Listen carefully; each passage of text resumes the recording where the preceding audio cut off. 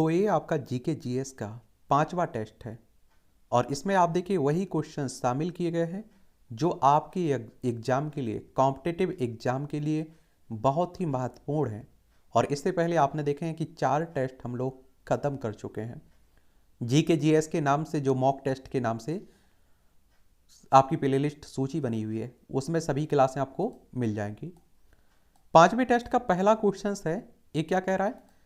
ये आपसे पूछ रहा है कि भारत डायनामाइट लिमिटेड केंद्र कहाँ देखने को मिलता है? भारत डायनामिक्स लिमिटेड केंद्र कहाँ देखने को मिलता है? 1970 में इसकी स्थापना हुई थी। ये हैदराबाद में आपको देखने को मिलता है। ए ऑप्शन ठीक है इसमें।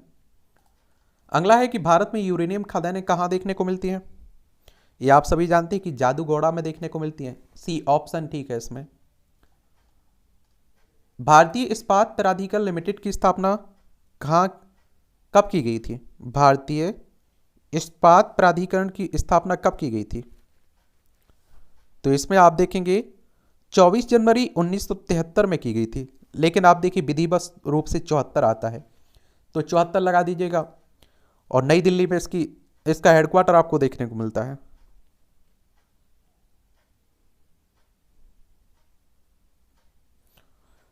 चलिए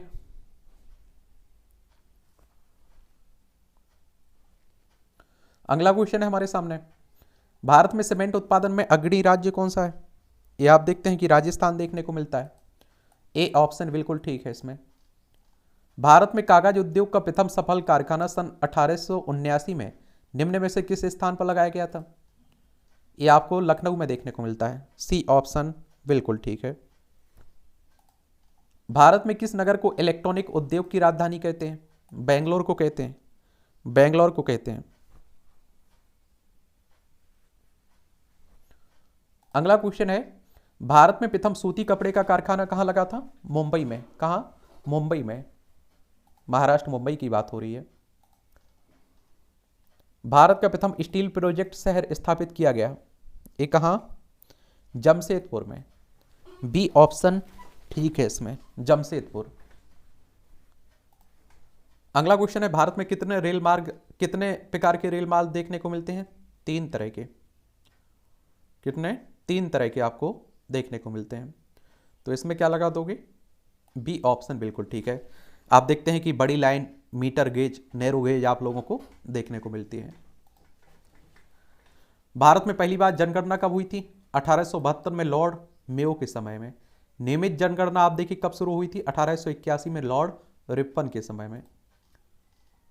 जनसंख्या की दृष्टि से विश्व के बड़े देशों में भारत का कौन सा स्थान है? द्वितीय। पहले पर चाइना है, दूसरे पर भारत। भारत का सर्वाधिक नगरीकरण वाला राज्य कौन सा है? ये आपको देखने को मिलता है गोवा। कौन सा? गोवा। बी ऑप्शन ठीक है।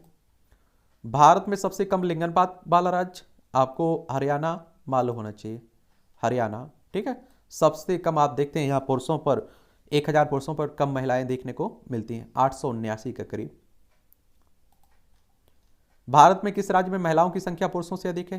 केरल में आप देखते हैं 1084 देखने को मिलती हैं, 1000 पुरुषों पर 1084 महिलाएं। भारत के निम्नलिखित राज्यों में किस एक का जनसंख्या घनत्व सबसे कम है? ये आप सभी जानते हैं, किसका? अरुणाचल प्रदेश का देखने को मिलता है। किसका? अरुणाचल प्रदेश का। इसमें आपका बी ऑप्शन बिल्कुल ठीक होगा। 17 व्यक्ति प्रति वर्ग किलोमीटर में निवास करते हैं। वहीं राजधानी चले जाइए, 11,320 व्यक्ति प्रति वर्ग किलोमीटर में निवास करते हैं। भारत की सर्वाधिक बड़ी जनजाति, भारत की सर्वाधिक बड़ी जनजाति कौन सी है? ये आपको देखने को मिलेगी गोंड देखने को मिलेगी। ए ऑप्शन ठीक है इसमें। भारत के राज्यों का निम्नलिखित में से कौन सा युग में सबसे पूर्वी और सबसे पश्चिमी इंगित करता है? ये आप देखते हैं अरुणाचल प्रदेश। ये अरुणाचल प्रदेश सबसे पूर्व में आपको देखने को मिलता है और सबसे पश्चिम में आपको क्या राजस्थान देखने को मिल जाएगा। अगला क्वेश्चन है, भारत की सर्वाधिक प्राचीन लिपि, ये आप देखते हैं कि ब्राह्मी लिपि देखने को मिलती है। कौन सी? ब्राह्मी लिपि। भारत में एसटीडी सेवा की शुरुआत 1960 में हुई थी, 1960 में। भारत एशिया के किस भाग में आपको देखने को मिलता है? भारत एशिया के किस भाग में देखने को मिलता है? तो ये दक्षिण एशिया में देखने को मिलता है। भारत का प्रथम निगमीकृत मुख्य बंदरगाह इंदौर है। सी ऑप्शन ठीक है। भारत का सबसे लंबा राष्ट्रीय राजमार्ग, भारत का सबसे लंबा राष्ट्रीय मार्ग NH7, NH44 के नाम से भी जानते हैं इसे। भारत में सबसे बड़ी तेल शोधनशाला कहाँ देखने को मिलती है? ये जामनगर में, जामनगर में। भारत में जूट का सर्वाधिक क्षेत्रफल किस राज्य के पास है? ये पश्चिम बंगाल राज्य के पास। सी ऑप्शन ठीक है। बुक्सा बाग परियोजना भारत के किस राज्य में देखने को मिलती है? पश्चिम बंगाल में। सी ऑप्शन ठीक है। भारत के उत्तरी मैदान में किस मिट्टी का विस्तार सबसे ज्यादा देखने को मिलता है? जलोढ़ मिट्टी का। किसका? जलोढ़ मिट्टी का। वह प्रथम राष्ट्रीय उद्यान कौन सा है जिसमें भारत में सर्वप्रथम स्थापित किया गया था? एक कार्बेट नेशनल पार्क, उत्तराखंड में। भारतीय गैंडे कहाँ पाए जाते हैं? काजीरंगा राष्ट्रीय उद्यान में, काजीरंगा राष्ट्रीय अभ्यारण्य में। डी ऑप्शन ठीक है। भारत का सर्वाधिक नगरीकरण वाला राज्य? एक गोवा आपको देखने को मिलता है। सी ऑप्शन ठीक है।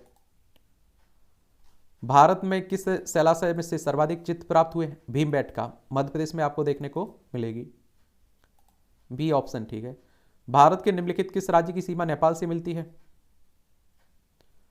नेपाल से मिलती है तो आप देखेंगे इसमें सिक्किम की मिलती है। नेपाल हमारा पड़ोसी है। उत्तराखंड, उत्तर प्रदेश, बिहार, सिक्किम, पश्चिम बंगाल, 5 राज्यों की सीमा हमारी लगती है इससे।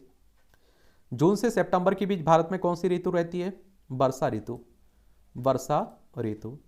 भारत का सबसे प्राचीन भूखंड? ये प्रायद्वीपीय पठार, प्रायद्वीपीय पठार। निम्नलिखित में से कौन सी चोटी भारत में स्थित नहीं है? माउंट एवरेस्ट आपको नेपाल में देखने को मिलती है, बाकी K2, कंचनजंगा, नंदा देवी ये भारत में ही स्थित हैं। इसमें कौन केरल को तमिलनाडु से जोड़ता है? ये पाल घाट आपको देखने को मिलता है। सी ऑप्शन ठीक है। भारत के अक्षांशीय विस्तार में लगभग कितने डिग्री का अंतर देखने को मिलता है? 30 डिग्री का, 30 डिग्री का। भारत के देशांतरी विस्तार में लगभग कितने डिग्री का अंतर देखने को मिलता है? इसमें भी 30 डिग्री का, 30 डिग्री का। भारतीय रंगमंच में यवनिका पर्दा का किसने प्रारंभ की थी? ये यूनानियों ने। किसने? यूनानियों ने। भारत में स्वर्ण मुद्राएं किसने चलाई? ये आप देखते हैं, भारत में स्वर्ण मुद्राएं यूनानियों ने ही चलाई थी। सी ऑप्शन ठीक है। तो ये 5वां टेस्ट आपका खत्म हो गया। अगली क्लास में हम लोग 6वां टेस्ट देखेंगे और उसमें भी इसी तरह के महत्वपूर्ण क्वेश्चंस शामिल करेंगे। ठीक है।